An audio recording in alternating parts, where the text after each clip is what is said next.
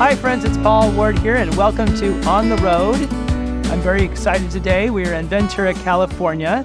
And as you know, our veterans need help any way they can get it. They're the folks that keep us safe and make America the place that it is. And who better to talk about that than our guest today, Angel Echeverria with the Vince Street Vet House in Ventura. Welcome to On the Road. Thank you for having me, Paul. Absolutely. So what is this place?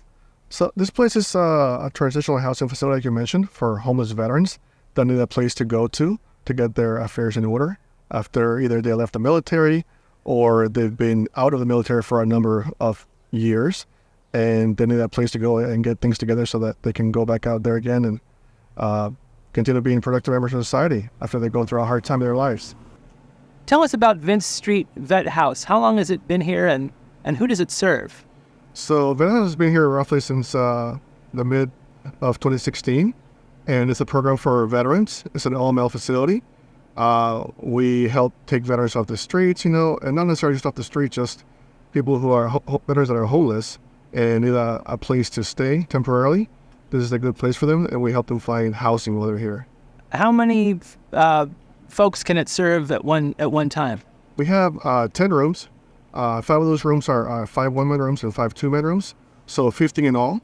Right now we have a full house. We have all 15 beds filled up, but in most months of the year, we usually have the full house completely, every bed filled up. It's very rare that we have anything less than 13 or 14 clients here at one time. Gotcha.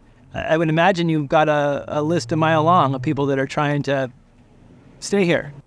We look at each client, when we take his needs on a case-by-case basis. No two veterans' needs are alike. And, some of them may have medical needs, mental health needs. They all have housing needs, obviously, otherwise they wouldn't be here. But they have other issues to deal with as well. So we do our best to address each one of those needs and identify what obstacles have been keeping them from being able to continue being out there in the world, and being at peace first with themselves, and around them. And you have a slogan that kind of fits to that. Yes, it's one veteran at a time. One veteran at a time. Yes. For the lucky few that are chosen to live here, what is life like at the Vince Street Vet House? So we do our best to provide a very safe and welcoming environment here. We provide lunch and dinner. They cook their own breakfast, and they're able to stay here, 24 hours a day, 7 days a week. We also provide all sorts of a whole plethora of programs that they may need. For example, substance abuse programs, if they need to get connected with NA meetings or AA meetings, or mental health, counselors or medical issues that they might have going on that we might need to get them connected with. It could be a number of things. And what is that like for folks that are having those mental health challenges living in such close proximity to each other? I would imagine there's some challenges as you as the program manager have to deal with on a daily basis to keep everybody kind of living in, I guess, harmony. Yes. We have federations in the past sometimes where we've had to ask some veterans to leave because they're unable to get along well with other veterans, but those are very rare instances. Like I said, we sit down with them and go through a screening and vetting process to make sure there's a good fit for them. Mm-hmm. Part of the requirement for you to be here is that you have to be actively engaged with case management. We assign a case manager to work with you and to identify your needs, and what we can do to address those needs. So, like I said before, any client can have a number of issues that they're dealing with at one time. So we do an individualized treatment plan and see what that client specifically needs. And then we work with our VA liaison, with the community partners, with other counselors in the area to try and address those needs that they need. And those needs are many. I assume there's future housing because they can't stay here forever, right? Exactly. And mental health challenges, health, maybe employment. All encompassing. Absolutely. So this is a 6-month program. So clients that come here, they can stay here for up to 6 months, as long as they're actively engaged with their case manager looking for housing. And sometimes if we give people extensions, if we see that they really are trying their best to get housed, but because of the Ventura market crisis in the area, it's not so easy to get this guys housed. Right. And many of these clients, they qualify for a HUD voucher, which is kind of like Section 8 for veterans. Okay. But a lot of landlords, even though they're not allowed to discriminate anymore against people with Section 8 vouchers, they find other ways to discriminate against them. For example, checking their credit score or their rental history. And some of these guys don't really have a whole lot of rental history. Right. Or the best credit score. We got some guys that have never been housed in their own apartment in their whole lives. Mm-hmm. We got some guys here straight from correctional facilities. Some people come here off the streets. Some people come from hospitalizations for different reasons. So sometimes it's not so easy to get them housed, even if we were able to get them a voucher. So what happens at the 6-month mark? I mean, you don't just kick them back out of the street. You're actively looking to... Yeah, no, we sit down with them, and we'll try and find out what it is that's going on. Mm-hmm. And for example, if they have a low credit score, we try and find ways to bring that up. Or we try and find housing for them somewhere in LA. Because even though we might not be able to find housing here in Ventura, there's more availability of housing places somewhere else outside of Ventura County, like LA. Just last year, we've housed, I believe it was 5 or 6 veterans in LA. Okay. In the project-based housing building that opened up over there, actually, specifically just for veterans in Simi Valley. So that was really nice. Interesting. And then in terms of employment, I would imagine you look at what their strengths and weaknesses are and what they like to do, and what kind of jobs are they finding out there? Many of them are working. Some of them go to work in construction. Some of them go to work in supermarkets. A lot of the veterans that we have here, though, mostly are in their 60s in that area. So many of them are either disabled or retired. We have some younger guys that come to the vet house, but for the most part, some of the guys that come here, they just really need a place to stay. Like for housing. And would you say, as veterans, are you finding that many of them have PTSD from their deployments overseas, or? Yes. Well, some of the guys that we have here, they've been out of the military. Some of them a few months. Some of them a few decades. Some of the guys that are here, they were in the military, the Air Force, Navy, whatever branch they were in. In their 20s, and now they're in their mid 50s or 60s. So many of them do have mental health issues like PTSD. Anxiety disorders, depression that never really sought the help for. Especially some of the older generations, it was very much frowned upon to even say, I think I don't feel good, or I'm depressed, or because you were looked at as being weak. Fortunately, that was a culture. A lot of it back in the military, back by a few decades ago. Now it's changed, which I'm glad about. I myself am a veteran. I ended up out here in Ventura. I grew up in North Carolina, but I joined the Navy, and I was stationed out here in Port Hueneme for 4 years, from 2007 until 2011. And I was able to see, with my fellow shipmates, as we call it in the Navy, or fellow sailors, when they were deployed and when they would come back, there would be a stark difference. Really? Their demeanor. Interesting. Some of them walking along the wall with their backs against the wall, just very different. And I'm really glad that the military has now understood the importance of having mental health services for those individuals. During deployment? Yes, during deployment, and after deployment, they go back to the base.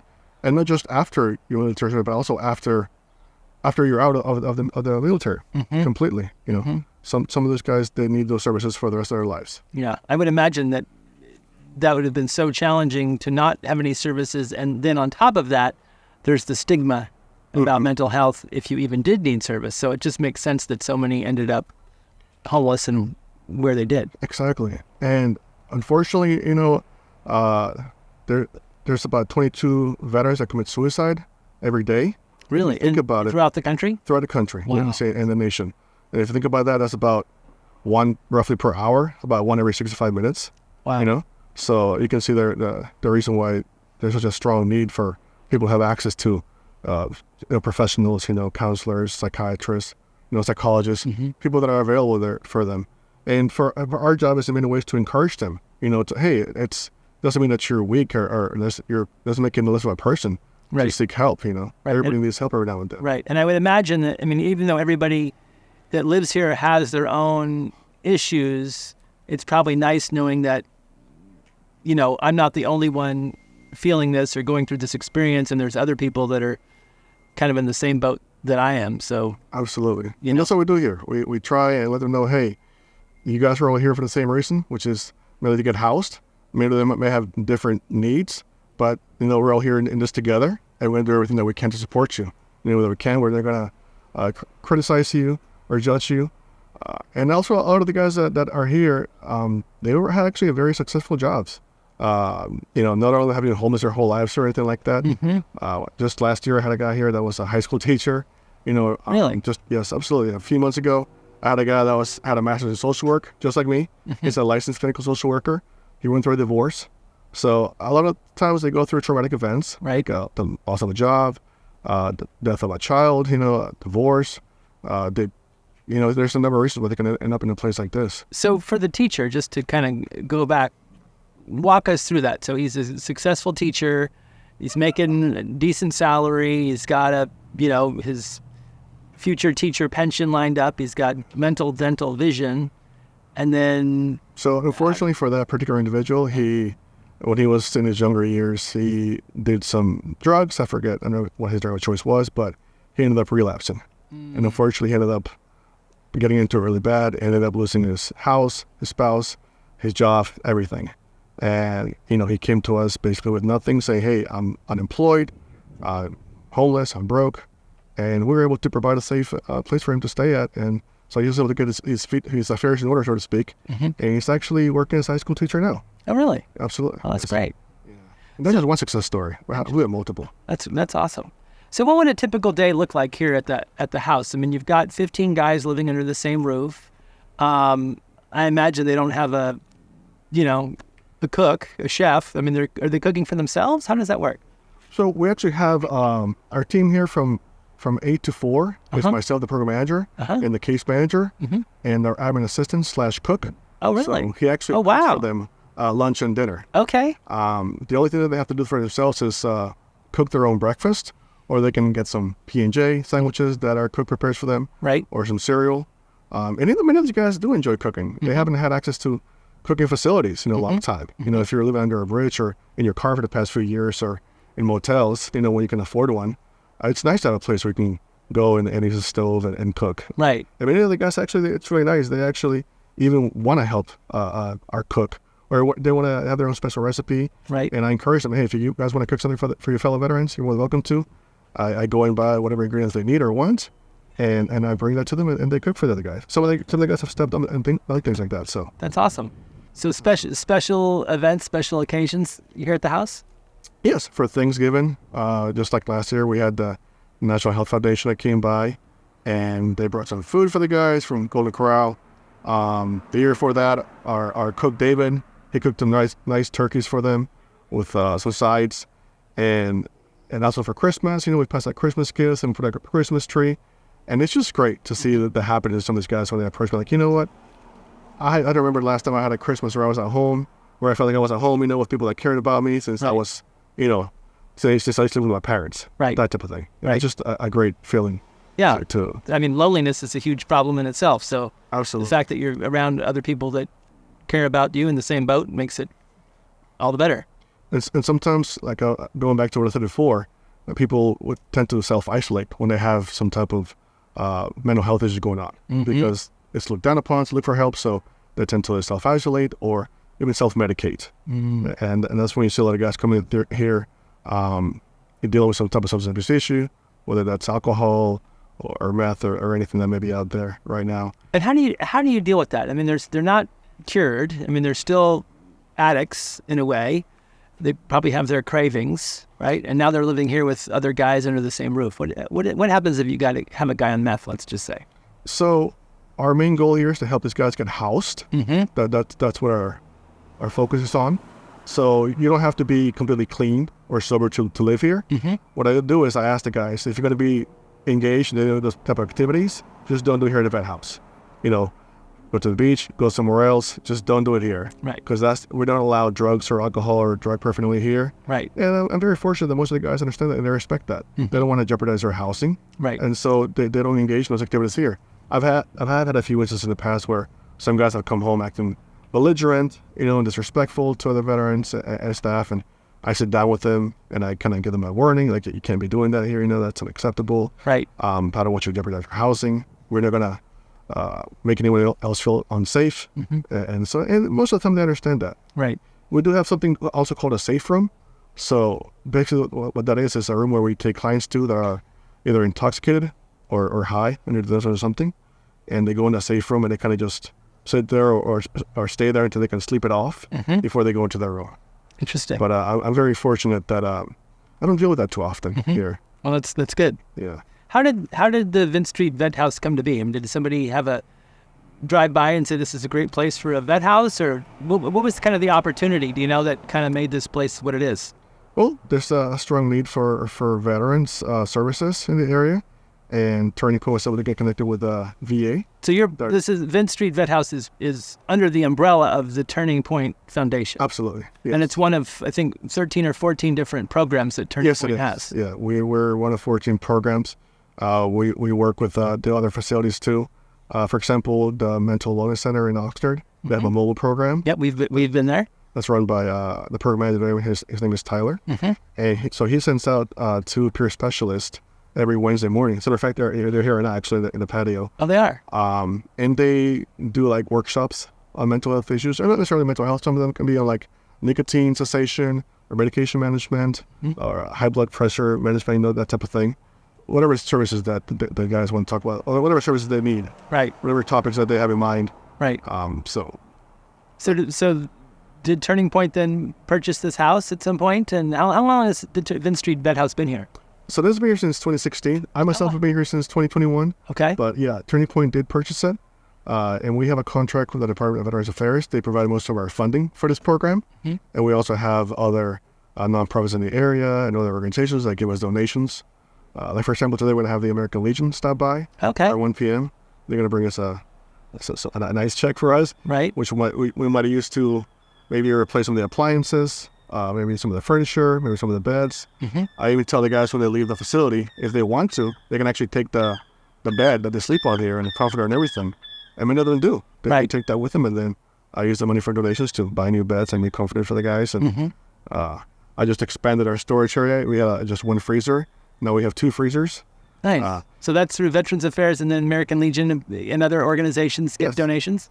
Yes. We also work with Food Share. Okay, yep. Which is a program here in Ventura. Yep. And so right now we're teamed up with 2 supermarkets in the area where we go on Wednesdays and Thursdays. One is Sprouts. The other one is Martin Final. Yep. And they give us all the food that they can't sell because it's either about to it's still good, right? But it's about to expire. Maybe the banana's got a blemish, but it's still perfectly fine. It's still perfectly fine. Yeah. Or maybe it can be meats or apples, or a lot of times it's bread too, anything like that, right. Eggs. So we can still use that, and we bring it here. And sometimes we get so much of it, we actually give it to people out in the community that stop by, or we can even take it to some of the other homeless shelters, or we can even take it to some other homeless encampments in the area. Nice. So it doesn't go to waste. So what other programs are you working on here that you kind of expanding your opportunities for folks that are living here?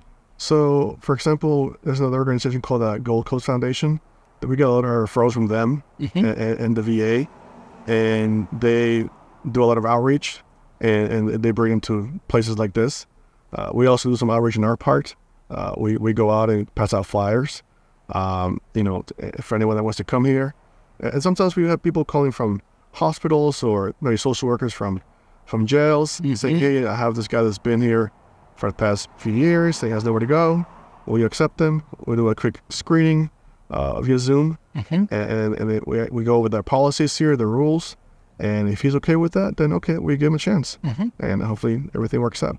Nice. Which I'm happy to say that in most cases it does work out. And it's a great feeling when you see a guy come here and just leave with his key to his own apartment, Right. And he's so excited and grateful. It's just a great feeling for us. So he got here, he was down in his luck, spent 6 months here, and now he's, hopefully on his way. And absolutely. Now he's housed. Participating member of society. Exactly. Being out there, being a productive member of society, once again, working, and giving back. A lot of the guys that leave here, actually, the ones that get housed nearby, they want to come back here and say, hey, can I cook for the guys this weekend, Angel? Can I cook on Friday? Can I cook next week? And I'm like, yeah, of course. You're more than happy to come back here and cook for the guys, or just watch TV with the guys, watch football or whatnot, Right. I'm okay with that too, because they need that sense of camaraderie that they had when they were in the military. Maybe they haven't had that in a long time. Right. And so that is an interesting point, because when you're in the military or an organization like that that's so structured, you have purpose, and you know what your role is, and then boom, it's just like that. You're out. Yeah. And it's like it's over. All that structure is gone. Exactly. You have somebody tell you what to do. It's 24/7. Where to sleep, where to work. It's a structured environment, and I think a lot of guys, they get used to that environment. So when they're out free, they don't really know what to do with all this freedom that they have. So it's an adjustment process. Yeah. A lot of guys here come with adjustment disorders, and then we do our best to get them connected to a VA mental health counselor in most cases, or even some other counselors here in the area that can help them, cope with that and get past that. So we were talking to the program manager, Angel Echeverria, and he gave us an opportunity to talk to an actual resident here at the Vince Street Vet House. And so Richard Eskin has been kind enough to talk to us about what life is like here. Sure. Welcome to On the Road. Thank you. Absolutely. So how long have you been here, Richard? About 3 months. Oh, wow. So just recent. Yeah. And what's life like here? Life is structured. Life is good, and you don't have to worry about anything because everything is taken care of for you. Nice. And obviously you were in the military. I was U.S. Navy. How long were you in? 12 years. Oh, wow. Well, thank you for your service. Yeah, thank you. And if you don't mind us asking, how did you end up from the Navy to here? Well, I led a pretty constructive life. And the last year or so, last 6 months, I went downhill, basically. And I lost my apartment. I ended up here, and I'm trying to get another place and move on with my life. Mm-hmm. And so in terms of the structure, it's obviously housing for 6 months, Yes. and they provide meals. Mm-hmm. And then you have activities that are geared towards helping you with future housing and future employment. That's the goal? That is the goal, yes, sir. Okay. And what do you like to do in terms of employment? What were you doing before, and what do you hope to do? Well, I was a salesperson, a sales manager my whole life, working for companies that manufactured goods, and I was the salesperson for that company. And as I said, I did that for 30 years. Is that what you hope to get back into, is sales again? I don't think so. I'm 73. I want to retire with a part-time job or something for sure. Sure. So in terms of the Vince Street Vet House, how have they assisted you? I mean, you've only been here a while, although I guess you've been here half the time that you're allowed. Do you find that you're kind of getting back? I mean, not that it's an easy road, but are you finding that you're kind of finding your way back? Absolutely, yeah.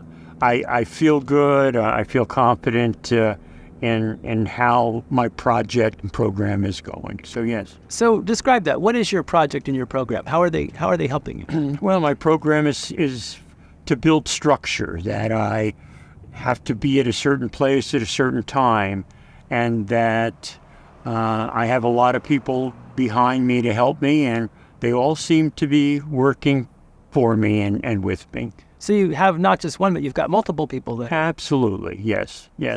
And I've become friends with some of those people, and it's nice to work with people that care about you as I do with them. And what is it like living with other gentlemen who are kind of in the same boat? I mean, they all have their own stories, but they're all here.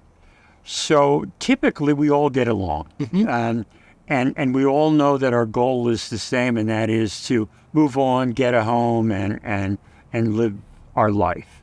And so that's my goal. I mean, that's what I'm trying to do, and hopefully in the next couple of weeks they find a home for me, and I'm moving in. So you feel that there's light at the end of the tunnel? Absolutely. Well, that's wonderful. Yeah. That's wonderful. Anything else you want to share about the Vince Street Vet House?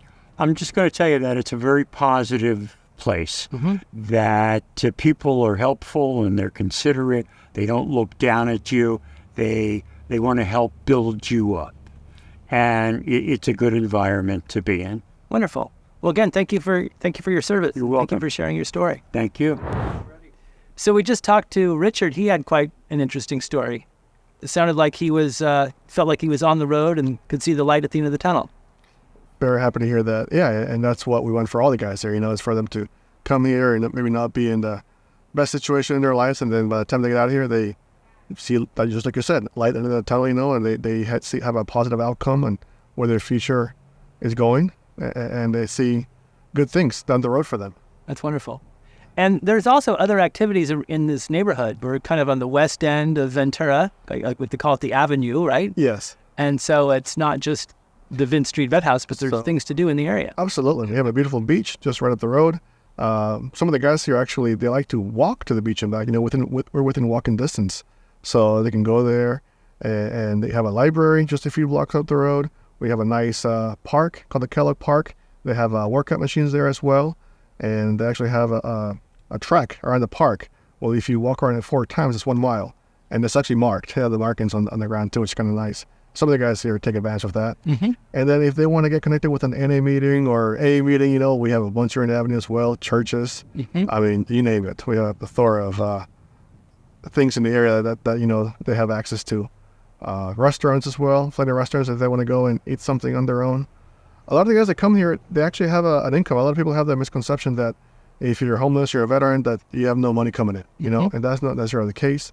Like I said, Because they would have their military. they have military benefits. Yeah. They have military pension. Some of them have SSI benefits. Some of them have been service connected since they were in their 20s and 30s, so they get a monthly stipend.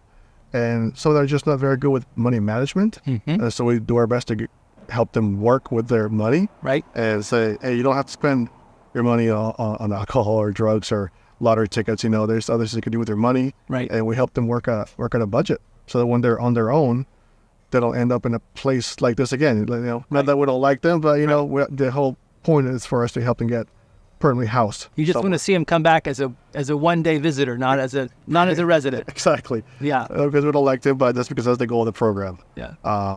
And how can folks get in touch with you? Do you guys have a website and a social media, and maybe there's some folks listening that either have a homeless veteran brother that they're trying to find housing to. Maybe they're far away, but you can kind of put them in touch with the right people. So we do have Instagram, we have Facebook, we have a website called turningpointfoundation.org. Turningpointfoundation.org. They can go in there and find out how they can come here, you know, what the number they can call here for an application or refer someone that they know, maybe a veteran that they want to send here.